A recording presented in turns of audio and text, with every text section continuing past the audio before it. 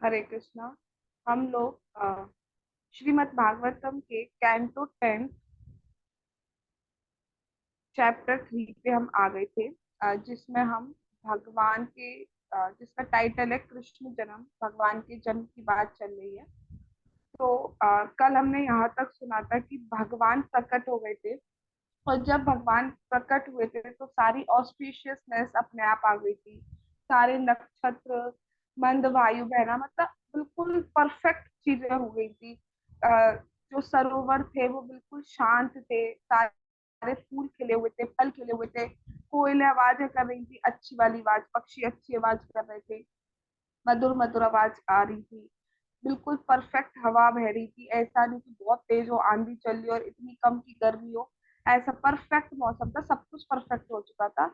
उसके बाद भगवान जो थे वो पहले विष्णु स्वरूप में प्रकट हुए। भगवान मतलब चार हाथ थे भगवान के, और चारों हाथों में भगवान एक एक हाथ में शंख चक्र गदा और पद्म धारण किए हुए थे।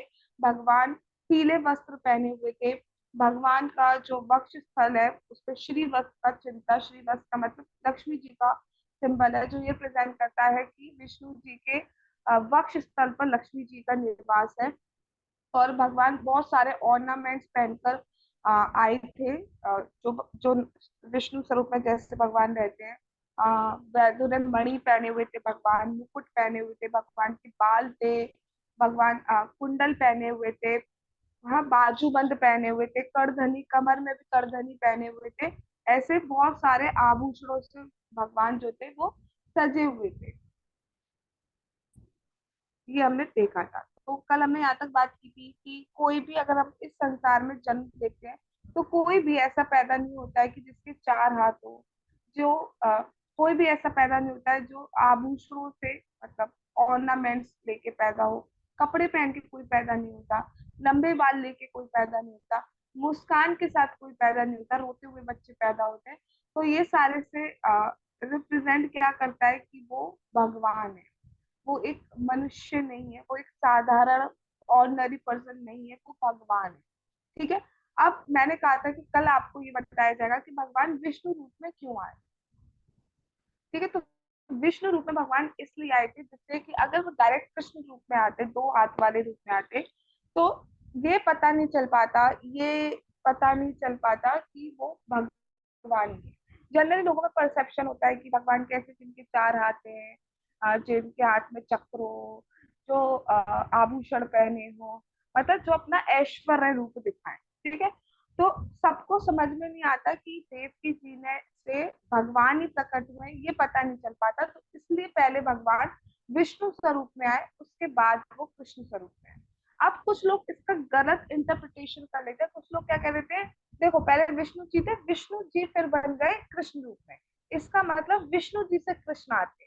जबकि ऐसा नहीं है, ऐसा बिल्कुल भी नहीं है। शास्त्र के अकॉर्डिंग, बहुत सारे श्लोकों के अकॉर्डिंग हमने देखा है कि कृष्ण अस्तु भगवान स्वयं, कृष्ण ही स्वयं भगवान है।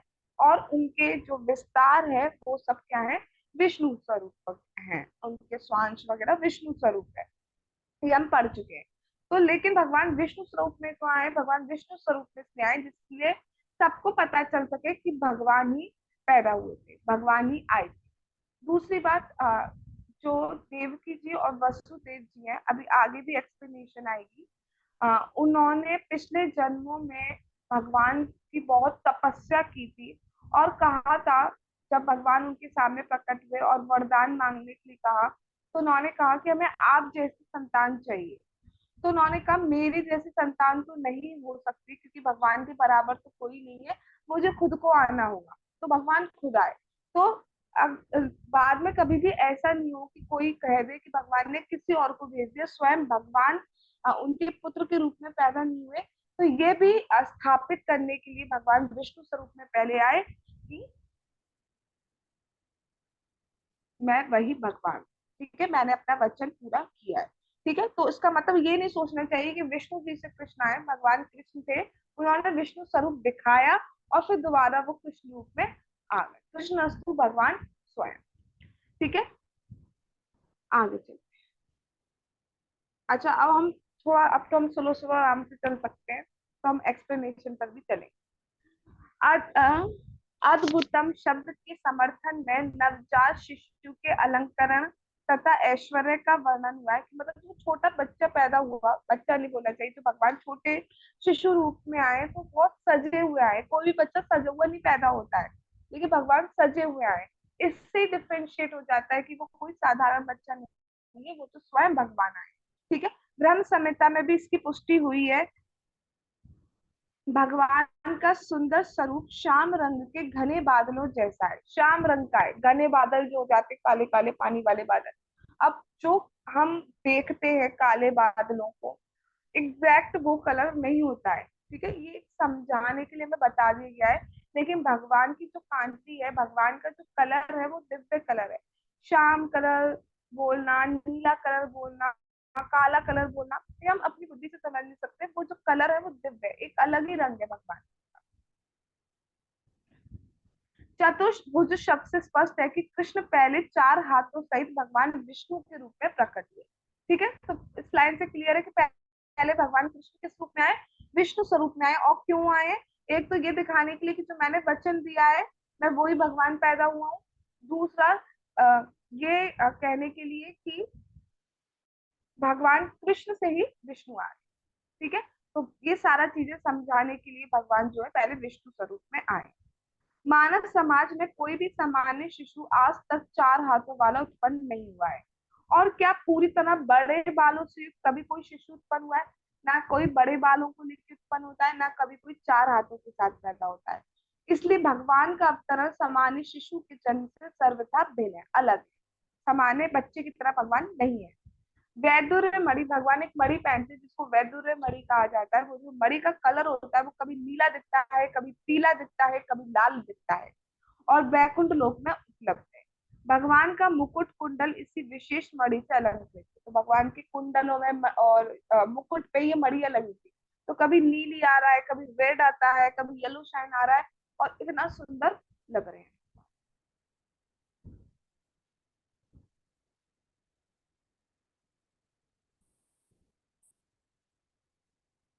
जब वसुदेव ने अपने विलक्षण पुत्र को देखा, विलक्षण मतलब जिसके लक्षण कुछ विशेष है, विलक्षण मतलब वी प्लस लक्षण, जिसके लक्षण, जिसके सिम्टम्स कुछ स्पेशल है। लग रहे हैं ना भाई, चार हाथ लग रहे हैं क्या भैया, अलग बाल, लंबे लंबे बालों के साथ पैदा हुए, कपड़े पहन के पैदा हुए हैं, और ऑर्नामेंट्स, मुकुट पहन के सोचते बच्चा पैदा हुआ, उसको पहले सोचेंगे भाई कोई डरावना पैदा हो गया तो छोड़ दो ये। ठीक है। तो जब उन्होंने अपने पुत्र को देखा तो उनकी आंखें आश्चर्य से विस्फारित रह गई, वो बिल्कुल एस्टोनिश हो गए, वो एकदम देखते रह गए, ये क्या, मतलब पल के भी उनकी जो है ब्लिंक नहीं हुई, बस वो देखते रह गए, ये क्या। उन्होंने परम हर्ष में मन ही मन 10,000 गायें एकत्र की और उन्हें ब्राह्मणों में वितरित कर दिया, मानो कोई दिव्य स्तव। This is the learning point. ठीक है।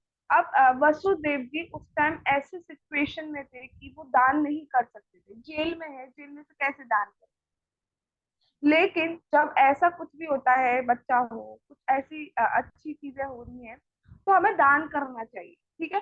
तो क्योंकि वो दान नहीं कर सकते थे तो उन्होंने मन में ही अपना दान किया। ठीक है। तो जैसे स्पेशली कलयुग में तो अगर हम मन में भी अच्छा कुछ सोचते हैं, किसी का अच्छा करने का सोचते हैं, मन में, अभी मैं करने की बात नहीं करी, मन में अगर हम किसी का अच्छा सोच रहे हैं, दान करने की सोच रहे हैं, वो कंसिडर किया जाता है। कोई सोच सकता है, मैंने उस पहले भी जब हमने सेशन लिए थे तो उससे बात की थी, मथुरा चलेगी सब बोलो, कितनों ने अप्लाई किया, किसी ने भी अप्लाई नहीं किया। हम बहुत मानते हैं मैम आप। ठीक है। तो उन्होंने मन ही मन दान किया। तो स्पेशली कलयुग में जो अगर हम बुरा किसी का सोचते हैं, क्योंकि ज्यादातर हम बुरा ही सोचते हैं, ऐसी है, ऐसी है, ऐसा है, ऐसे हैं, यही हम करते रहते हैं। तो अगर हमारा बुरा बुरा जो हम सोचते हैं दूसरों को लेके वो सही होने लग जाए तो हो गया काम। ठीक है। तो इसलिए भगवान को भी पता है, तो कलयुग के टाइम पर जो हम बुरा सोचते हैं मन में वो नहीं लगता है, पर दैट डजंट मीन कि हम बुरा सोचते रहे, तुम्हारा मन वैसा हो जाएगा। ठीक है। अगर हम लेकिन अच्छा सोचते हैं, दान की सोचते हैं, हम सोचते हैं कि हम भक्ति करेंगे, अब कर नहीं पा रहे हैं बल्कि हम भक्ति करेंगे, हम सोचते हैं कि हम कल से 12 राउंड करेंगे फॉर एग्जाम्पल। तो इच्छा करना, मन में सोचना, वो सारी चीजें कंसिडर की जाए।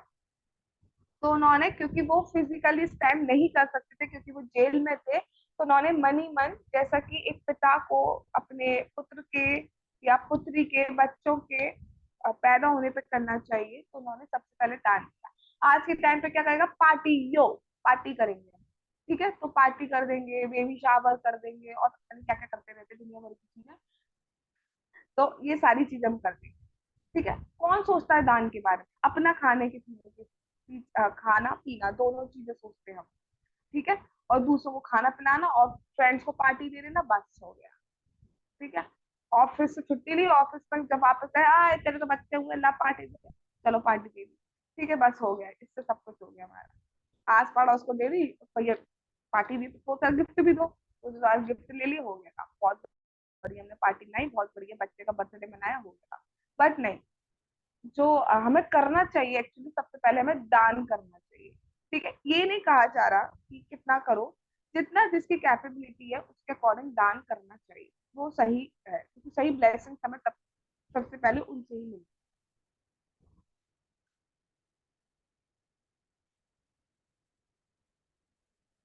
शीला विश्वनाथ चक्रवर्ती ठाकुर ने वसुदेव को अपने विलक्षण पुत्र को देखे जाने पर जो आश्चर्य हुआ उसका विश्लेषण किया है। वसुदेव नवजात शिशु को बहुमूल्य वस्त्रों तथा रत्नों से आभूषित देखकर आश्चर्य से कांप रहे थे। तो वसुदेव जी ने जब अपने पुत्र को देखा, वो भी इतना अलग पुत्र है जो कपड़े पहन के पैदा हुआ, और कपड़े भी ऐसे नहीं फटे पुराने कपड़े पहन के आ गए हो, जैसे बच्चों को 1 साल तक फटे पुराने, यानी 1 साल तक नहीं, जब तक कुछ होता नहीं है, एक रिचुअल नहीं होती, तब तक पुराने कपड़े पहनाए जाते हैं। ऐसा नहीं, बिल्कुल सुंदर दिव्य कपड़े पहने हुए थे, दिव्य आभूषण पहने हुए थे। तो वो कांप रहे थे कि क्या हो रहा है, उन्हें समझ नहीं आ रहा था एक्चुअली हो क्या रहा है, कि कैसा बच्चा हुआ है। वह तुरंत समझ गए कि ये कोई बालक जो है, ये सामान्य बालक नहीं है, अपितु चतुर्भुजी, ये भगवान है। वो समझ गए कि भाई कोई भी नहीं हो सकता ना, ऐसे हो ही नहीं सकता, सोच ही नहीं सकते, जो अपने आदि रूप में पूरी तरह अलंकृत होकर, मतलब सज कर भगवान पैदा हुए। पहला आश्चर्य ये था कि कंस के उस बंदी गृह में जन्म लेने से भगवान डरे नहीं, जिसमें वसुदेव तथा देवकी बंद थे। पहला आश्चर्य ये हुआ कि भगवान, पहली बात तो ये, भगवान डरेंगे क्यों, भगवान तो डर ही नहीं सकते किसी से, ठीक है। तो भगवान ने वहीं पर अपना जन्म स्थान वही चूके, जेल में ही भगवान आए, ठीक है। भगवान को ये नहीं था बिल्कुल ऐसे पैलेस में आऊंगा, एक महल होना चाहिए, एक शीश महल होना चाहिए जिसकी दीवारें कांच की होनी चाहिए, जिसमें ये होना चाहिए, एक फव्वारा होना चाहिए, और जो जमीन है उसको पानी होना चाहिए, पर दूसरों को लगे पानी है लेकिन पानी नहीं हो, तो ऐसा नहीं था। वो भगवान ने जन्म जन्म तक जो है जेल तक में लेना एक्सेप्ट किया। दूसरा आश्चर्य ये था कि सर्वव्यापी परम ब्रह्म होते हुए भी वे देवकी की कोख से पैदा हुए, कि वो इतने महान भगवान है जो सिर्फ ग्लैंड से, एक दृष्टि से सृष्टि कर सकते हैं, राय मच्छी नहीं, एक दृष्टि से सृष्टि कर सकते हैं, सिर्फ देखते ही, और ऐसे भगवान देवकी जी से प्रकट हुए। तीसरा उन्हें आश्चर्य ये हुआ कि इतनी अच्छी तरह रंग थे, इतने सुंदर लग रहे हैं, मतलब डार्क कॉम्प्लेक्शन पे अगर आप ब्राइट कपड़े पहनाओ, ठीक है, जैसे श्याम वर्ण है भगवान का, और उसमें पीले वस्त्र पहनाए, तो वो कॉम्बिनेशन कितना सुंदर है, कितना सुंदर कॉम्बिनेशन भगवान ने चूज किया हुआ है, इतने सुंदर लग रहे हैं, परफेक्ट ऑर्नामेंट, ये नहीं मैच, बिल्कुल जो पहनना चाहिए, नहीं कुछ भी लटका लो, काले कपड़े पहन के आ गए, हाँ है कितने सुंदर है हम, तो ऐसे नहीं, भगवान बिल्कुल जैसा लगना चाहिए, बिल्कुल बहुत सुंदर लग रहा है, ठीक है। मैं काले कपड़े की वो नहीं कर रही हूँ, खराब होता है, बस एक एग्जाम्पल के फॉर्म में बताया। अच्छा, फोर्थ उन्हें क्या आश्चर्य हुआ, चौथा ये था कि भगवान तो वसुदेव के आराध्य देव थे, फिर भी वे उनके पुत्र के रूप में प्रकट थे। मतलब आप जिनकी पूजा करते हो वो भगवान आपके पुत्र के रूप में आ रहे हैं, मतलब जिनकी पूजा करते हो, आप अपने बेटे की पूजा कैसे करोगे, भगवान आपके पुत्र के रूप में आ गए, अब आप अपने पुत्र की पूजा कैसे करोगे। तो ये सोच के वो कांप रहे हैं, मैं करूं क्या, उन्हें समझ में नहीं आ रहा है। ये तो वो समझ गए देख कर कि ये कोई साधारण पुत्र नहीं है, ये तो भगवान ही प्रकट हुए हैं, लेकिन ये अब मैं करूं क्या, कैसे करूं। और ये कितने दयालु भगवान है कि हमारी कोख से प्रकट हुए, ये कितने दयालु भगवान है कि जेल में प्रकट हुए हैं, ये कितने दयालु भगवान है, भगवान होते हुए भी हमारी सेवा करे, क्योंकि पुत्र जनरली सेवा करता है अपने पिता की, पेरेंट्स की सेवा करते हैं, बच्चे अपनी करते हैं, तो ये अब हमारी सेवा करे।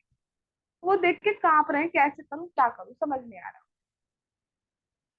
लेकिन फिर वो बहुत हर्षित भी हुए कि भगवान उनके घर आए, तो वो बहुत खुश हुए, हर्षित हुए, और वो बहुत क्षत्रियों की तरह बहुत धूमधाम से जन्म उत्सव मनाना चाह रहे थे।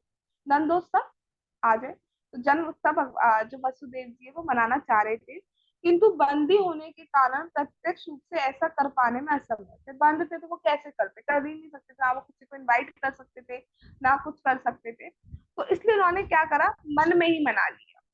इसमें कोई अंतर नहीं पड़ा। ये बहुत बहुत ज्यादा इंपॉर्टेंट बात है कि जब ऐसी सिचुएशन हो कि हम कर नहीं पा रहे, तो अगर हम मन में भी सोचे, मन में भी इच्छा लाएं, तो उसको भगवान कंसीडर कर लेते हैं, क्योंकि भगवान चाहते हैं कि हम जल्दी से जल्दी उनके पास वापस जाएं। वो हमें बार बार मौका देते हैं, बार बार चांस देते हैं, बाबा बार बार अपॉर्चुनिटी देते हैं कि कुछ भी ऐसा करे कि मैं इसे भक्ति दे सकूं, कुछ भी ऐसा करे मैं उसे अपने पास लाने का एक कदम और आगे बढ़ा। तो उसके लिए सबसे पहले हमें क्या करनी है, हमें इच्छा करनी है, हमें मन में इच्छा करो। ठीक है, बहुत दान हम नहीं कर पा रहे, बहुत कुछ नहीं कर पा रहे, मन में तो सोचो, मन में तो सोचो कि हमें यहाँ वास मिल जाए, हमें वृंदावन वास मिल जाए, या हम भक्ति करने लग जाए, हम एक राउंड करने लग जाए हरे कृष्ण महामंत्र की। ठीक है, यदि कोई भगवान की सेवा बाह्यता नहीं कर सकता, तो वह मन में भी उनकी सेवा कर सकता है। फॉर एग्जाम्पल, कोई बहुत गरीब है, ठीक है, तो वो चाहता है भगवान के लिए मैं आज ये ऑफर करूं, ये नई नई चीजें बना के खिलाऊं भगवान को, लेकिन उसके पास नहीं है तो वो नहीं कर पा रहा है। It's okay. तो मन में तो वो कर सकता है ना, तो भगवान उसका कंसीडर कर लेते। लेकिन कोई ये सोचता रहा हम पे तो है ही नहीं, तो हम क्या खिलाएंगे भगवान को, भगवान दे तो हम खिलाएं। तो भगवान ने तो कही है, पत्रम पुष्पम फलम तोयम, भैया तोयम ही दे दो, जल ही दे दो मुझे। जल तो भाई पैसों का नहीं आता है, पर वो हम नहीं मानेंगे, हमें दे तो हम दे मतलब अपना देना पहला सोचते हैं। तो मन में भी इच्छा करेंगे तो भगवान कंसीडर करते, ये बात बोली जाए।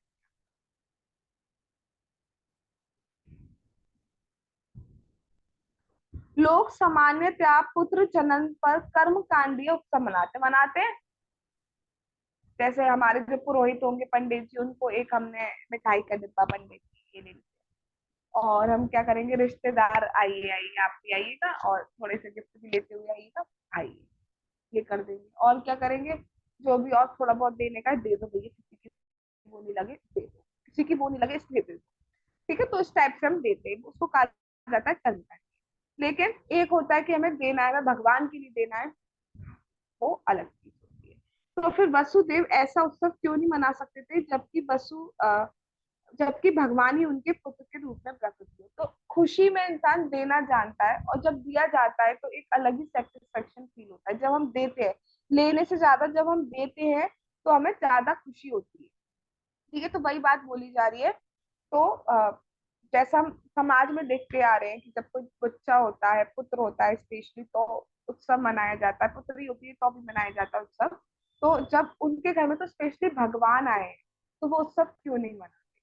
ठीक है, तो उन्होंने उत्सव मनाया, लेकिन क्योंकि वो डायरेक्ट नहीं मना सकते थे, तो उन्होंने मन ही मन में, अब मन ही मन में ये नहीं करा कि मैंने केक खा रहा हूँ, क्या टेस्ट आ रहा है, ऐसा नहीं किया। मन ही मन क्या करा, दान किया।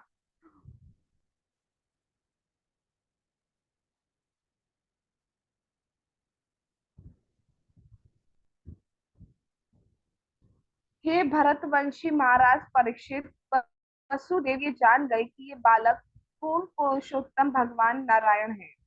इस निष्कर्ष पर पहुंचते ही वह निर्भय हो गए। ठीक है, तो जब वसुदेव जी सबको पहले, तो जब उन्होंने एक बार देखा तो वो घबरा गए कि कैसे, मतलब भगवान को कैसे करूंगा मैं, कैसे करना चाहिए मुझे, गलत भी नहीं हो जाए मुझसे। स्वयं भगवान आए तो एकदम भाव में भी आ गए कि इतने कृपालु हैं भगवान की, हमारे कोख से प्रकट हुए हैं भगवान, इतने दयालु भगवान है कि जेल में प्रकट हुए हैं भगवान। तो उन्हें समझ नहीं आ रहा था, लेकिन फिर जब उन्हें देखा, इतना सुंदर रूप देखा, और वो समझ गए कि भगवान है, तो उनका डर शांत हो गया। तो इस समय क्या मिलती है शिक्षा, कि जब हम भगवान को देखते हैं तो हम निर्भय होते हैं, हमारा डर खत्म होता है, नेगेटिविटी खत्म होती है, इसलिए हमें भगवान का दर्शन करना चाहिए। जैसे एक कथा आती है कि एक भक्त थे, वो आंखों से मतलब देख नहीं सकते थे। तो वो बांके बिहारी का दर्शन करने गए। तो उनसे किसी ने कहा कि भाई तुम तो अंधे हो, तुम क्या करोगे वहां जाकर, तुम्हें तो देखेंगे नहीं बांके बिहारी जी, तो तुम क्या करोगे वहां जाकर। तो उस भक्त ने कहा ठीक है, मुझे नहीं दिखेंगे लेकिन उनको तो मैं दिखूंगा, वो तो मुझे देखेंगे। ठीक है, और यही सही भाव होता है। भगवान देखते हैं, जब हम एक बार भगवान का दर्शन करते हैं, भगवान कहते हैं आज नहीं आई, आज नहीं आई, कल इतनी ज्यादा तपस्या कर ली कि आज उठ ही नहीं पाई। ठीक है, अब ये जिसके ऊपर था वो समझ जाओ। ओके, तो यहाँ पे बात ये आ रही है, भगवान देखते हैं, भगवान एक एक को देखते हैं। बहुत दूर खड़ा हुआ है, डायरेक्ट नहीं हो पा रहा है, जैसे टेम्पल है, टेम्पल के बिल्कुल दूर खड़ा हुआ है, डायरेक्ट नहीं देख पा रहा है, लेकिन भगवान देख रहे हैं। भगवान सबको दे रहे हैं। कौन मेरे लिए अपनी नींद को त्याग कर आया है, अपने कंफर्ट्स को छोड़ के आया है। भगवान को देखना, सुबह दर्शन करना, ये भी एक तरीके का दान है ना, कि आप अपने समय का दान कर रहे हो। अभी भी आप कथा सुन रहे हो तो आप क्या कर रहे हो, समय का दान कर रहे हो। उस टाइम आप क्या कर सकते थे, छोला भटूरा खा सकते थे, मूवीज देख सकते थे, दोस्तों से बातें कर सकते थे, तेरे घर में क्या हो रहा है, और तेरी लाइफ में क्या चल रहा है, और क्या चल रहा है, और और और इसी में आधा घंटा निकल जाता है, और करते करते। ठीक है, तो इस टाइम आप क्या कर रहे हो, अपने समय का दान कर रहे हो, भगवान के बारे में सुन रहे हो। तो इसका मतलब क्या है, भगवान ने आपको चूज कर लिया है अपने पास बुलाने के लिए। अब कितना भी टाइम लगे, लेकिन जा रहे हैं भगवान के पास। तो वो समझ गए कि ये जो पुत्र है ये नारायण है, और वो फिर निर्भय हो गए। अब क्योंकि भगवान रूप में भगवान जो विष्णु स्वरूप में प्रकट हुए हैं, तो उन्होंने सबसे पहले हाथ जोड़े, मतलब वसुदेव जी अपने पुत्र के, क्योंकि पुत्र पुत्र नहीं है, भगवान है, हाथ जोड़े, मस्तक नवाए, एकाग्र चित्र होकर अब भगवान की वो उस बालक की स्तुति करने लगे, जो अपने सहज प्रभाव के द्वारा अपने जन्म स्थान को जगमग कर रहा था। क्योंकि भगवान का जो वपु है, जो भगवान का शरीर है, वो उससे एक प्रकाश निकलता है, इफल्जेंस निकलती है भगवान की शरीर से। तो पूरा जो जेल था, पूरा जो कमरा था, रूम था जेल का, वो चमक रहा था। ऐसा लग रहा था सूर्य आ गए हो वहां पर, इतना चमक रहा था, अंधेरा ही नहीं लग रहा था। और जबकि वो रात जो थी, कल वाली जो रात थी, वो बहुत अंधेरी रात थी। हमने सुना था ना, बादल उमड़ उमड़ के आ रहे थे, गर्जना भी कर रहे थे बादल। ठीक है, तो अंधेरी रात थी। ठीक है, अंधेरी रात होने पर भी हमने क्या पढ़ा, पूर्ण चंद्रमा निकला था। रात अंधेरी, चंद्रमा पूर्ण, अलग ही जो है भगवान ने नक्षत्र वगैरह सब बना रखे थे। तो उन्होंने क्या करा, पूरा जो जेल है वो जगमगा रहा था। और अब वो वसुदेव जी जो है, जो भगवान प्रकट हुए विष्णु स्वरूप में, उनकी स्तुति करने लगे, उनसे प्रार्थनाएं करने लगे। अब क्या स्तुति करी, श्री वसुदेव वाचा वेदितोऽसि भवान् साक्षात् पुरुषा प्रकृते परा केवला अनुभवानंद स्वरूपा सर्वबुद्धिदृक्।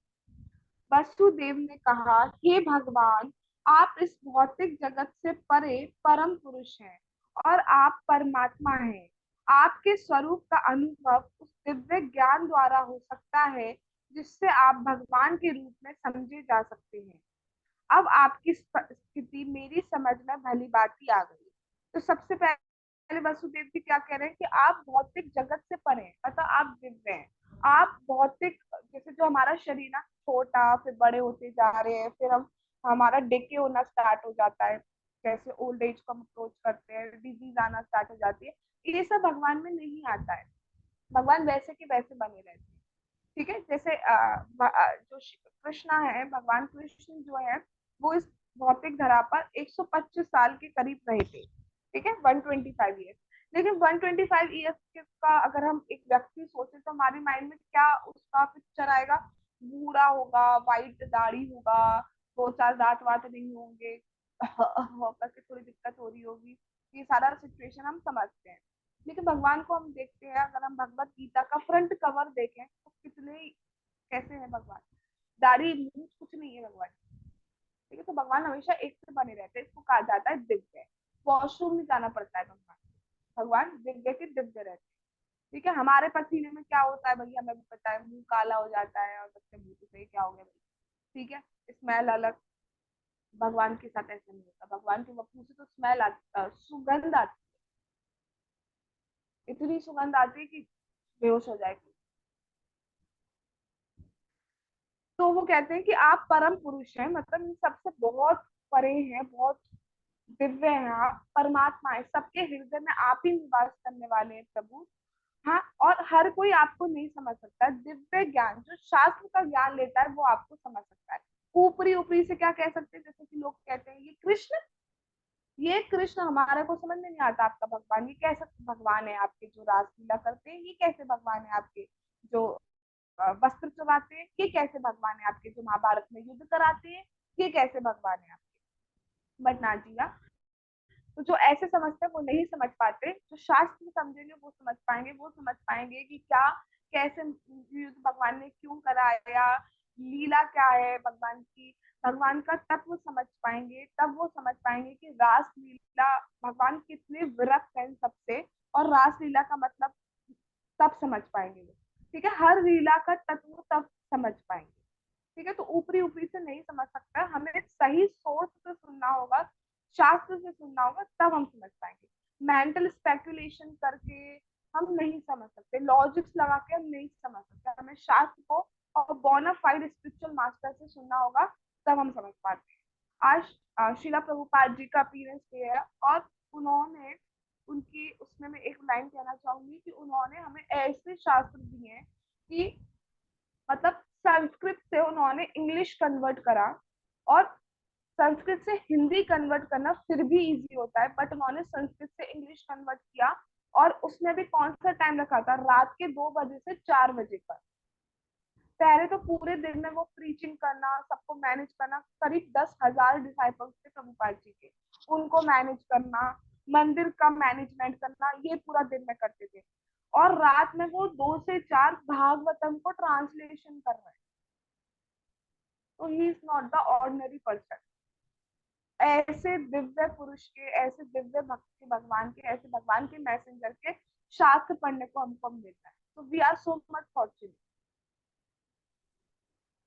तो वो कह रहे हैं कि आपके दिव्य ज्ञान जब हमें मिलता है तो हम भगवान को समझ पाते हैं। और ये जो हम पढ़ रहे हैं, क्या दिव्य ज्ञान नहीं है? हम कितने चेंज हो गए, जो बच्चे पहले से जुड़े हुए हैं वो कितना चेंज हो गए। अगर एक अराउंड 1 साल हो गया हम लोगों को, तो कितना चेंजेस हमारी लाइफ में आए, कितनी बैड हैबिट्स हमारी छूट गई। कुछ बची हैं आई नो, वो भी छूट जाएंगी जपा करते करते। ठीक है, और जो नहीं कर रहे हैं उनको भी जपा स्टार्ट करना चाहिए, हरे कृष्णा मंत्र का। हरे कृष्णा, हरे कृष्णा, कृष्णा कृष्णा हरे हरे, हरे राम, हरे राम, राम राम हरे हरे। तो अब आपकी स्थिति मेरे समझ में आ गई, ये वो कह रहे।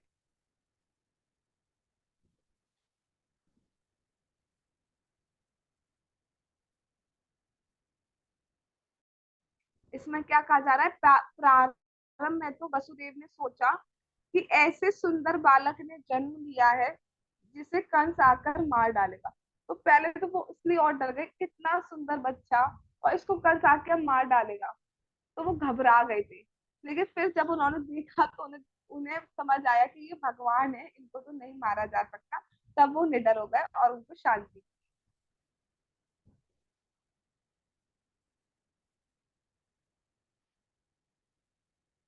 हे भगवान, आप वही पुरुष हैं जिसने प्रारंभ में अपनी बहिरंगा शक्ति से इस भौतिक जगत की सृष्टि की। 3 गुणों सत्व रजस तमस वाले इस जगत की सृष्टि के बाद ऐसा लगता है कि आपने उसके भीतर प्रवेश किया है।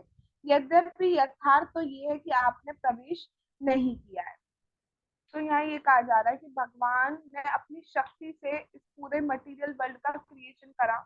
हम जानते हैं भगवान ने बस आ, दृष्टिपात किया, भगवान की सांस और इनहेल एक्सहेल करने से जो है ब्रह्मांड आते हैं, और ब्रह्मांड जो है भगवान में महाविष्णु में प्रवेश कर जाते हैं। तो बस साइड ग्लांस से भगवान जो है सृष्टि कर देते हैं, ऐसे भगवान आप हैं। और भगवान ने फिर क्या किया, जो अभी मैं इसका डिटेल बताऊं, प्रधान होता है, उसमें सत्व गुण, रजस गुण और तमो गुण 1:1:1, मतलब बैलेंस अवस्था में, सिचुएशन में होते हैं। ठीक है। लेकिन जब भगवान उन्हें देखते हैं, जब दृष्टिपात करते हैं प्रधान की तरफ, तो भगवान के दृष्टिपात से क्या होता है, उसमें काल शक्ति जाती है और जितनी भी जीवात्माएं थी वो उसमें जाती है। फिर उसमें एजुटेशन होता है और अलग अलग चीजें बनती है। ठीक है। तो अभी के लिए अगर थोड़ा सा टफ लग रहा है आपको, तो अभी के लिए इतना समझो कि भगवान जो है सिर्फ दृष्टिपात से सृष्टि कर सकते हैं, और भगवान इतना करने के बाद भी उसमें लिप्त नहीं होते हैं। जैसे कि फॉर एग्जाम्पल सनलाइट है। सनलाइट देखो हमारे घरों में भी पड़ती है, फूलों पर भी पड़ती है, नालों में भी पड़ती है, नदियों में भी पड़ती है, गोबर पे भी पड़ती है। ठीक है। लेकिन सनलाइट तो प्योर की प्योर रहती है, चाहे वो फूल पे पड़े चाहे वो नाले पे पड़े। नाले की गंदगी क्या सनलाइट को अफेक्ट कर सकती है? नहीं कर सकती। सिमिलरली जब भगवान ने ये सृष्टि करी, तो भगवान उससे लिप्त नहीं होते। अब आपको फॉर एग्जाम्पल आपको सैलरी मिल रही है, कुछ को सैलरी मिलना स्टार्ट होने वाली कुछ टाइम बाद, जॉब कर रहे हैं, तो अब आप अपने पैसों का कुछ बनाया, आप अपने पैसों का कुछ बनाया, आपको पैसे मिले और आपने कुछ बनाया, कुछ बनाया मतलब कुछ लाए, खरीद कर लाए या कुछ बनाया, तो क्या करोगे, आपका उससे बहुत अटैचमेंट हो जाएगा, अरे खराब नहीं हो जाए, इसको संभाल के रखना है, ऐसा हमारा होता है। लेकिन भगवान तो सृष्टि करते हैं खुद ही, और खुद ही इसका डिस्ट्रक्शन कर देते हैं, संहार भी कर देते हैं। अटैचमेंट नहीं होता, हमें कितना अटैचमेंट हो जाएगा, ये मेरी पहली है, मेरी पहली कमाई का है ये, इसको मेरे को रखना है। करते हैं हम सभी हैं, मैं एक की बात नहीं कर रही, हम सभी इंक्लूडिंग करते नहीं करते। अच्छा कुछ लोगों ने भी ट्राई नहीं किया है ठीक है। तो होता है ऐसा। ठीक है, अटैचमेंट हो जाता है अपनी चीज से। चलो पॉकेट मनी थी, पॉकेट मनी से कुछ लाएगी, हमारी चीज नहीं खराब होनी चाहिए, ये वाली चीज है। लेकिन भगवान ऐसे नहीं रहते।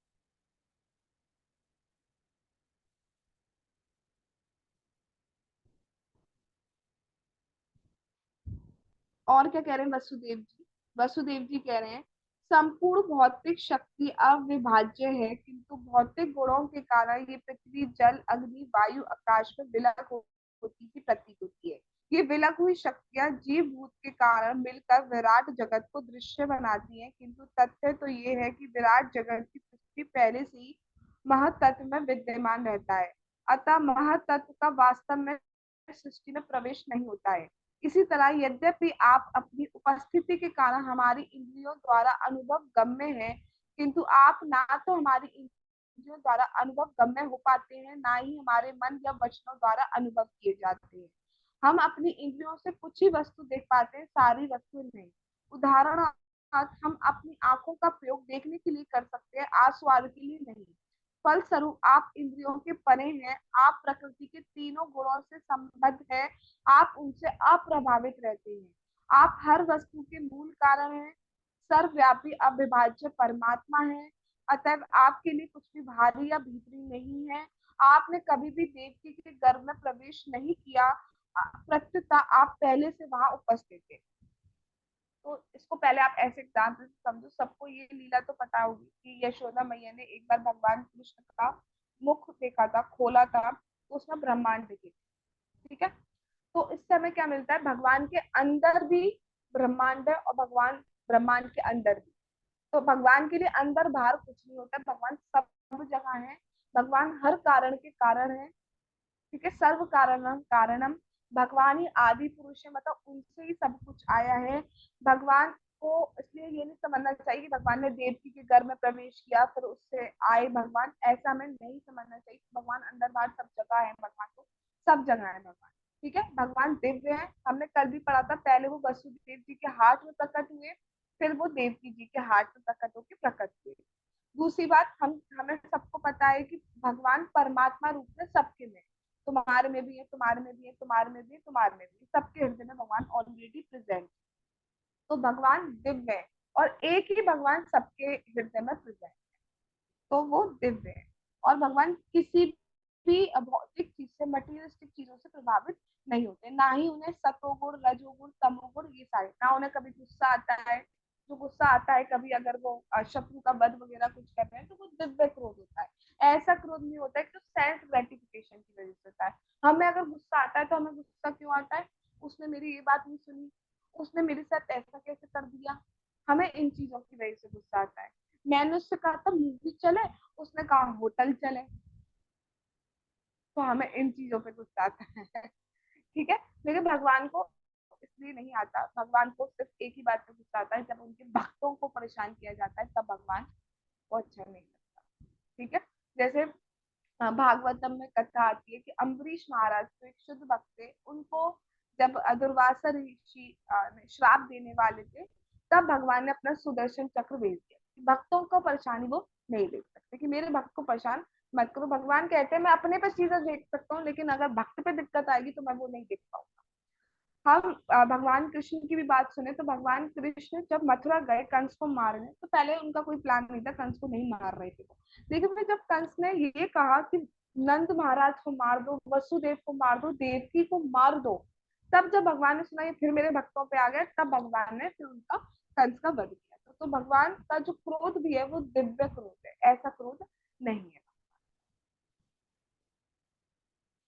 जो व्यक्ति प्रकृति के तीन गुणों से बने अपने दृश्य शरीर को आत्मा से स्वतंत्र मानता है, वह अस्तित्व के आधार से ही अनजान होता है, इसलिए वह मूढ़ है। जो विद्वान है वे इस निर्णय को नहीं मानते, क्योंकि विवेचना द्वारा ये समझा जाता है कि आत्मा से निराश्रित दृश्य शरीर तथा इंद्रियां सार ही है। यदि